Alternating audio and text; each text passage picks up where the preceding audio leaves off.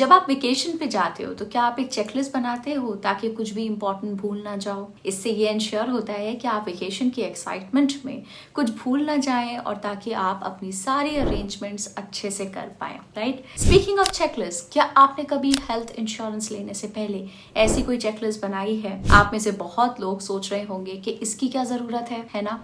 Well, जैसे आप vacation के लिए चेकलिस्ट बनाते हो ताकि कुछ भी इंपॉर्टेंट भूल ना जाओ, वैसे ही हेल्थ इंश्योरेंस प्लान चूज करते वक्त एक चेकलिस्ट होना अच्छा आइडिया है।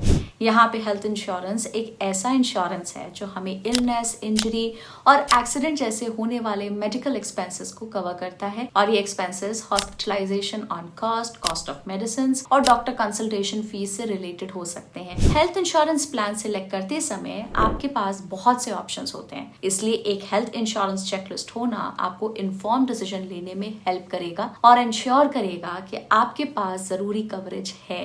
तो आज के वीडियो में हम बात करेंगे हेल्थ इंश्योरेंस चेकलिस्ट की। मैं आपको 8 की पैरामीटर्स बताऊंगी जिससे आप अपने लिए एक right health insurance policy choose कर सकें। तो चलिए शुरू करते हैं आज की चेकलिस्ट। लेकिन आगे बढ़ने से पहले लाइक बटन को दबाना मत भूलिएगा और हमारे चैनल को सब्सक्राइब कर लें ताकि हमारे सारे अमेजिंग कंटेंट पे आप अपडेटेड रह सकें। तो सबसे पहली बात है आपकी क्या रिक्वायरमेंट्स है और आपको हेल्थ इंश्योरेंस क्यों चाहिए। हेल्थ इंश्योरेंस क्यों बाय करना चाहिए, उसका आंसर बहुत सिंपल है, क्योंकि मेडिकल एक्सपेंसेस बहुत कॉस्टली हो रहे हैं और अगर मेडिकल इमरजेंसी हो तो आप नहीं चाहते कि पूरा बिल आपके पॉकेट से पे करना पड़े।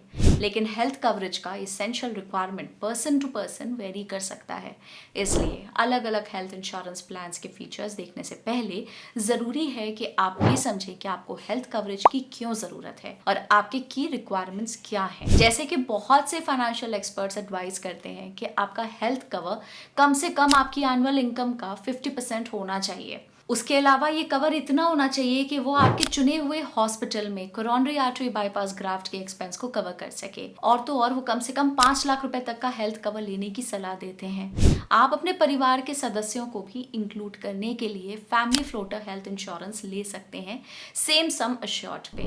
Second, check for pre and post hospitalization care.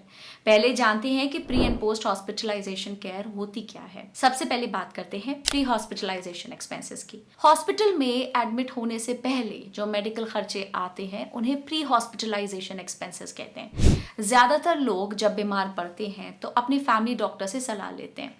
Doctor सही डायग्नोसिस के लिए जरूरी स्कैन्स और टेस्ट करने के लिए बोलता है। अगर आउटकम सिवियर होता है तो डॉक्टर पेशेंट को हॉस्पिटल में एडमिट होने की एडवाइस देते हैं। आमतौर पे हॉस्पिटल में एडमिट होने से पहले किए जाने वाले वेरियस मेडिकल टेस्ट जैसे कि CT scan, X-ray, blood sugar, angiography और एमआरआई पेशेंट की मेडिकल कंडीशन का पता लगाते हैं। इन टेस्ट के एक्सपेंसेस प्री हॉस्पिटलाइजेशन कवरेज के अंडर प्लान के टर्म्स और कंडीशंस के अनुसार भरे जाते हैं। मेजॉरिटी इंश्योरेंस कंपनीज 30 दिन से पहले की प्री हॉस्पिटलाइजेशन कवर देती हैं, लेकिन ये नंबर कंपनी से कंपनी अलग हो सकते हैं। ध्यान रहे कि इंश्योरेंस कंपनीज उसी बीमारी के लिए कवरेज देती हैं जिसके लिए पॉलिसी होल्डर हॉस्पिटल में एडमिट होता है।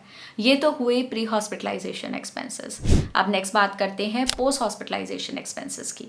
तो हॉस्पिटल से पहले वाले एक्सपेंसेस को प्री हॉस्पिटलाइजेशन एक्सपेंसेस कहते हैं और हॉस्पिटल से डिस्चार्ज होने के बाद जो मेडिकल एक्सपेंस आते हैं उन्हें हम पोस्ट हॉस्पिटलाइजेशन एक्सपेंसेस कहते हैं। जब बात हॉस्पिटलाइजेशन की आती है तो इलाज हॉस्पिटल से डिस्चार्ज होने के बाद खत्म नहीं होता। एक पेशेंट को पोस्ट डिस्चार्ज केयर की भी जरूरत होती है जिसमें देखभाल और सही मेडिसिन इंक्लूडेड होते हैं। यहाँ पोस्ट हॉस्पिटलाइजेशन कवरेज काम आता है। पोस्ट हॉस्पिटलाइजेशन कवरेज हॉस्पिटल से डिस्चार्ज होने के बाद फॉलो अप ट्रीटमेंट के लिए जरूरी मेडिकल एक्सपेंसेस को इंक्लूड करता है। Majority of health insurance companies in खर्चों को हॉस्पिटल से डिस्चार्ज होने की डेट से 45 से 90 दिन के बीच में शामिल करती हैं। अब नेक्स्ट इंपॉर्टेंट पैरामीटर है को पेमेंट क्लॉज को चेक करना। तो को पेमेंट क्लॉज क्या होता है? को पेमेंट एक फिक्स्ड अमाउंट या परसेंटेज होता है मेडिकल एक्सपेंसेस का जिसे पॉलिसी होल्डर को आउट ऑफ पॉकेट पे करना पड़ता है, जबकि इंश्योरेंस कंपनी बाकी अमाउंट पे करती है। ये 10% हो सकता है, 20% या 30% भी। नहीं समझ आया? चलो एक एग्जांपल से समझते हैं। मान लीजिए आप एक हेल्थ इंश्योरेंस प्लान में 10% को पेमेंट क्लॉज है आपका और मेडिकल एक्सपेंस हुआ 1 लाख रुपए का। इस केस में आपको 10,000 रुपए यानी कि 10% of 1 lakh rupees out of pocket पे करने पड़ेंगे, जबकि इंश्योरेंस कंपनी बाकी के 90,000 रुपए पे करेगी। चलो ये तो हुआ कम अमाउंट, पर मान लीजिए आपका टोटल एक्सपेंस 4 लाख रुपए का हुआ तो आपको 40,000 रुपए आउट ऑफ पॉकेट पे करने पड़ेंगे। ध्यान रहे कि मेडिकल बिलिंग में को पेमेंट आपके हेल्थ इंश्योरेंस पॉलिसी में बताए गए कुछ स्पेसिफिक सर्विसेज और ट्रीटमेंट्स पर लागू होता है। ये अलग अलग प्रकार की मेडिकल सर्विसेज के लिए अलग हो सकता है, जैसे आपके पास हॉस्पिटलाइजेशन, डायग्नोस्टिक टेस्ट या स्पेशलिस्ट कंसल्टेशंस के लिए अलग को पे परसेंटेज हो सकती है। इसलिए अपनी पॉलिसी डॉक्यूमेंट को अच्छी तरह से पढ़ना बहुत जरूरी है ताकि आप को पे के टर्म्स और कंडीशंस को समझ सके, क्योंकि ये एक इंश्योरेंस प्रोवाइडर से दूसरे तक अलग हो सकता है। अब नेक्स्ट पैरामीटर जो आपको चेक करना चाहिए वो है no claim bonus. What if अगर इंश्योरर आपको हर साल एक्स्ट्रा कवर ऑफर करे जब आप इंश्योरेंस क्लेम नहीं करते? अच्छा होगा ना? हाँ, ऐसा हो सकता है और इसे हम नो क्लेम बोनस यानी कि एनसीबी बोलते हैं। एनसीबी एक रिवॉर्ड है जो इंश्योरेंस कंपनी पॉलिसी होल्डर को देती है अगर पॉलिसी ईयर में कोई क्लेम नहीं किया जाता। हेल्थ इंश्योरेंस में एनसीबी 2 तरीके से काम करता है। पहला, ये रिवॉर्ड प्रीमियम पे डिस्काउंट दे सकता है, या दूसरा सम इंश्योर्ड में इंक्रीज के रूप में आ सकता है बिना किसी एडिशनल कॉस्ट के। इसका मतलब ये आपको प्रीमियम पे पैसे बचाने में या कवरेज को बिना किसी एडिशनल कॉस्ट के बढ़ाने में हेल्प कर सकता है। आपको ये भी पता होना चाहिए कि क्यूमुलेटिव नो क्लेम बोनस के जरिए आप कितना कवरेज बढ़ा सकते हैं उसकी भी एक लिमिट होती है। आमतौर पर यह लिमिट 50% से 100% के बीच में हो सकती है। इसके अलावा नो क्लेम बोनस दोनों इंडिविजुअल और फ्लोटर हेल्थ पॉलिसीज पे एप्लीकेबल होता है, पर याद रखिए कि सारी हेल्थ इंश्योरेंस पॉलिसीज एनसीबी नहीं देती। इसलिए हेल्थ इंश्योरेंस प्लान चूज करते वक्त जरूरी है कि आप चेक करें कि प्लान में एनसीबी ऑफर होता है या नहीं और उसके टर्म्स और कंडीशंस को समझें। अब 5th पैरामीटर है कि आपको रूम रेंट के रिस्ट्रिक्शंस देखने चाहिए पॉलिसी लेने से पहले। कुछ इंश्योरेंस कंपनीज आपको आपकी पसंद का रूम चूज नहीं करने देती क्योंकि वो रूम रेंट पे लिमिट कर देते हैं, और अगर आप इस लिमिट को क्रॉस कर देते हो तो वो हर छोटी सी सर्विस के लिए भी एक्स्ट्रा चार्ज करते हैं जो रूम में दी गई है, सिर्फ रेंट के अलावा भी। है ना शॉकिंग? इन सब के बाद आपका बिल का एक बड़ा हिस्सा आपको खुद देना पड़ेगा। चलिए एक एग्जांपल से समझाती हूँ। मान लो आपके पास 3 लाख रुपए की हेल्थ इंश्योरेंस पॉलिसी है जिसमें रूम रेंट की सब लिमिट है 1% SA। इसका मतलब है कि रूम रेंट की लिमिट है 1% ऑफ 3 लाख रुपीज, जो कि हुआ 3,000 रुपए पर डे का। अब मान लो आपको 3 दिन के लिए हॉस्पिटल में एडमिट होना पड़ा, लेकिन सस्ते रूम्स अवेलेबल नहीं थे तो आपने एक रूम चूज किया जिसका रेंट था 5,000 रुपए पर डे। याद रखो कि आपकी पॉलिसी में लिमिट है 3,000 रुपए पर डे की। अब मान लीजिए आपके 3 दिन के हॉस्पिटल स्टे का टोटल बिल आया 1.5 लाख रुपीज। अब आप सोच रहे होंगे कि क्योंकि आपका सम अश्योर्ड है 3 लाख रुपए और बिल उससे काफी कम है तो आपका क्लेम पूरा सेटल हो जाएगा, सिर्फ कुछ हजार रुपए एक्सेस रूम रेंट के अलावा।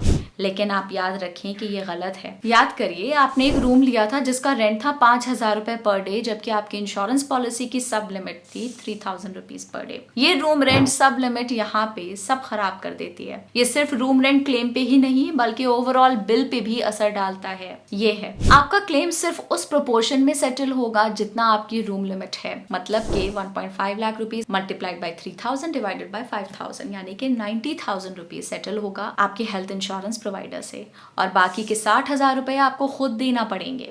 इसलिए आपको एक ऐसी पॉलिसी चूज करनी चाहिए जिसमें रूम रेंट पे ज्यादा रिस्ट्रिक्शंस ना हो। अब नेक्स्ट इंपॉर्टेंट पैरामीटर है एक्सक्लूजन्स और वेटिंग पीरियड को चेक करना। यहाँ पे मैं आपको ये बता दूं कि प्लान के अंडर क्या कवर है ये सिर्फ जानना काफी नहीं है, आपको ये भी जानना जरूरी है कि पॉलिसी की एक्सक्लूजन्स क्या है और वेटिंग पीरियड क्या है। अगर इनिशियल वेटिंग पीरियड की बात करें तो हेल्थ इंश्योरेंस पॉलिसी में एक इनिशियल वेटिंग पीरियड होता है जो कि 30 दिन के होते हैं।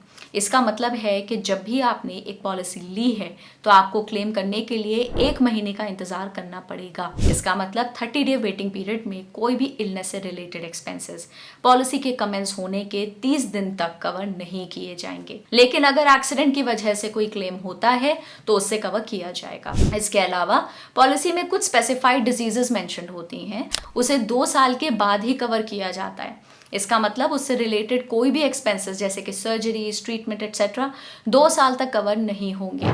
ये वेटिंग पीरियड तब भी अप्लाई होगा अगर पॉलिसी होल्डर ने ये स्पेसिफाइड डिजीज पॉलिसी स्टार्ट होने के बाद कॉन्ट्रैक्ट करी हो। लेकिन अगर इंश्योर्ड IRDAI के रूल्स के अकॉर्डिंग कंटिन्यूअसली कवर्ड है विदाउट एनी ब्रेक, तो वेटिंग पीरियड रिड्यूस हो जाएगा प्रायर कवरेज के एक्सटेंट तक। अब नेक्स्ट इंपॉर्टेंट पैरामीटर जो आपको पॉलिसी बाय करने से पहले देखना चाहिए वो ये है कि क्या insurance company cashless facility provide करती है। सबसे पहले बात करते हैं कि कैशलेस फैसिलिटीज होती क्या है। कैशलेस फैसिलिटी एक क्लेम प्रोसेस है जिसमें आपको अपने हॉस्पिटल बिल्स के बारे में चिंता करने की जरूरत नहीं है। ये इसलिए क्योंकि आपकी इंश्योरेंस कंपनी बिल्स को सीधे हॉस्पिटल के साथ सेटल कर देगी। पर यहाँ पे एक बात ध्यान रखिए, इंश्योरेंस कंपनी सिर्फ नेटवर्क हॉस्पिटल्स के साथ ही कैश सेटलमेंट करेगी। हर इंश्योरर के पास अक्रॉस इंडिया बहुत सारे हॉस्पिटल्स के साथ टाई अप हो सकता है जो कि नेटवर्क हॉस्पिटल्स कहलाते हैं। इसलिए एडवाइजेबल है कि आप एक ऐसा प्लान चूज करो जो आपके सिटी के ज्यादातर टॉप हॉस्पिटल्स को कवर करता हो।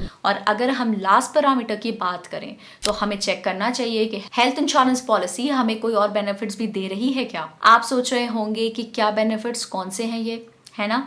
चलिए मैं आपको बताती हूँ। सबसे पहला बेनिफिट ये है कि कुछ इंश्योरेंस पॉलिसीज हर साल आपके हेल्थ चेकअप्स के लिए पैसे देते हैं। तो अगर आप हमेशा अपने आप को टिप टॉप रखना चाहते हो तो ये हेल्थ चेकअप्स काम आ सकते हैं। इसके अलावा कुछ इंश्योरेंस कंपनीज आपको अल्टरनेटिव मेडिकल ट्रीटमेंट के बेनिफिट्स भी प्रोवाइड कर सकती हैं जिसे हम आयुष कहते हैं। अगर आप अल्टरनेटिव मेडिसिन में बिलीव करते हो जैसे कि आयुर्वेदा, योगा, नेचुरोपैथी, यूनानी, सिद्धा और होम्योपैथी, तो आपको ये चेक करना चाहिए कि क्या आपका इंश्योरर इन ट्रीटमेंट ऑप्शंस को भी कवर करता है। तो इस वीडियो में हमने हेल्थ इंश्योरेंस चेकलिस्ट के बारे में बात की जिसमें 8 जरूरी पैरामीटर्स हैं जिन्हें आपको हेल्थ इंश्योरेंस लेते वक्त देखना चाहिए। तो जब आप हेल्थ इंश्योरेंस पॉलिसी ले रहे हो तो इन पॉइंट्स को टिक करो। ये चेकलिस्ट ये इंश्योर करेगी कि आप एक सही पॉलिसी ले रहे हो जो आपको मेडिकल इमरजेंसीज के खिलाफ कवर देगी। आखिर में अगर प्लान सही हो तो आपको पूरी फाइनेंशियल सिक्योरिटी मिलती है ना।